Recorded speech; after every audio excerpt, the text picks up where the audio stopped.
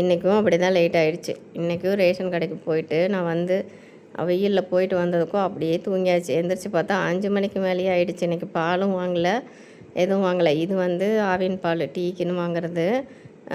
அந்த மாட்டுப்பால் வந்து தயிர் மட்டும்தான் போடுவேன். அது தயிர் மோருக்காக மட்டும்தான். சரி இன்றைக்கி வாங்கலை, சரி அப்புறம் நாளைக்கு எதுவும் வாங்கிக்கலாம் அப்படின்னு சொல்லிட்டு டீ குடிச்சிட்டு எல்லாம் விளக்கலாம் அப்படின்னு சொல்லிட்டு டீ குடித்தேன். அப்போவும் வெளியில் போயிட்டு வந்தால் ஒரே டயர்டாயிருது. அப்புறம் சரின்ட்டு அப்புறமும் சின்ன சின்ன ஒர்க்கெல்லாம் பண்ணிவிட்டு இப்போ தான் 6 மணிக்கு மேலே ஆகிடுச்சு. இப்போ தான் விளக்கிட்டு இப்போ தான் வீடியோவே போட்டுக்கிட்டு இருக்கிறேன். எல்லாருமே அதனால தான் லேடிஸுங்கெல்லாம் வெளியில் ஏன் ஹோட்டலில் சாப்பிட்ணுன்னு ஆசைப்பட்றாங்கன்னா இந்த விளக்குறதுக்கு பயந்துக்கிட்டே தான்.